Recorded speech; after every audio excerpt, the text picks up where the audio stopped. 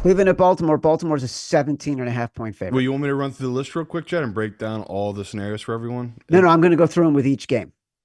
So people can have it as we get to the game. They can include that in context for how we are thinking about it from a Sure. betting point of view. That way they don't have to remember, all right, I don't want to make people go back and be like, all right, what was the scenario here? We'll give it to them in context.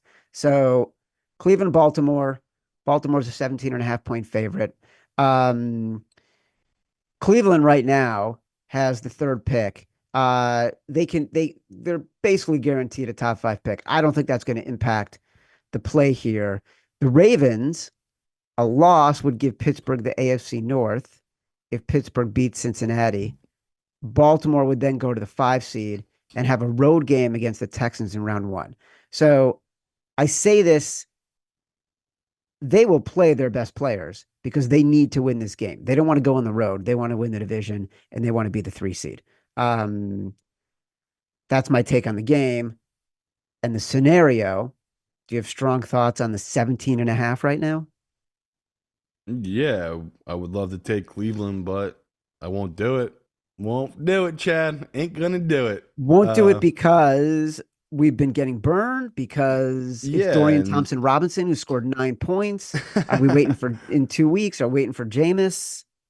no, we've been burned, and even if there is 2 points of value on this, I don't trust the books right now. The books have just been giving out bad numbers, and you know, I don't know what it is. Like we just talked about it. Maybe it is because every team's starting at the 30. And if you literally get one first down, all of a sudden you're at the 40, 45 yard line. And that's a big deal rather than you being at the 25, 30 yard line. So you're right. That's a big deal. It's been huge for the favorites. And this is pretty simple. The Ravens, they win this, they win the division. And on the flip side, if they win this, like we just talked about the Steelers, they play later that day. They might not even play their starters because there's nothing to play for at that point, and they're kind of locked in. So, yeah, they need our money clearly, Chad. It's 17 and a half. They need our money. This is all Ravens money.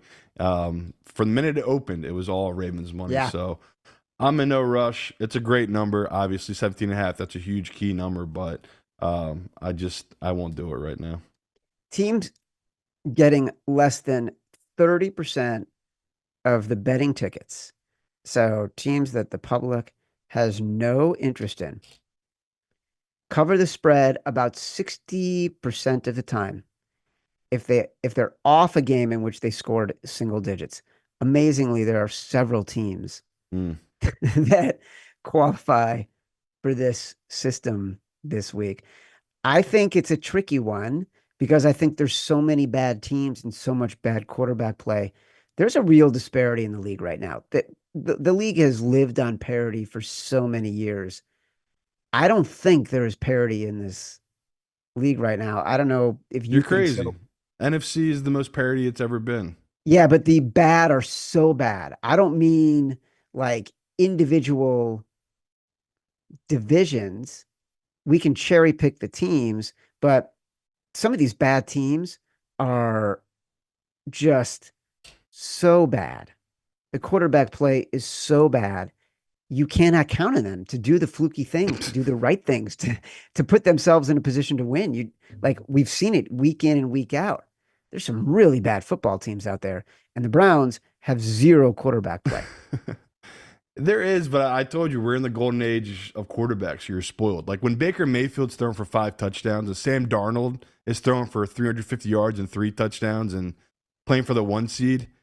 You're spoiled. You sound spoiled. It's like how many good quarterbacks do you want, Chad? On a good, I mean, if I go back and look at the mid 2000s, if we had 4 or 5 good quarterbacks, we were living the dream. It was like, oh my God, we have Rodgers, Peyton Manning, Brady, Philip Rivers. Like these guys are all great quarterbacks. Now there's just so much good QB play that yes, when you see bad quarterbacks, it really stands out. And I agree. The Browns, they don't have a legit starting quarterback on their roster, and it is interesting to me though they have not gone back to Winston. Like in that game against Miami, why not go back to Jameis? He must be really seriously hurt Yeah, for well, them not to go they back to listed him. him as having an injured shoulder, and he was, I think, even inactive last week. Oh wow. So that's one question I'm sort of looking at this week. Would they consider going back to him? Is he going to practice? I want to see. how that goes before we got deep into this game. Yeah, no bet Um, for me yet. yeah, no bet.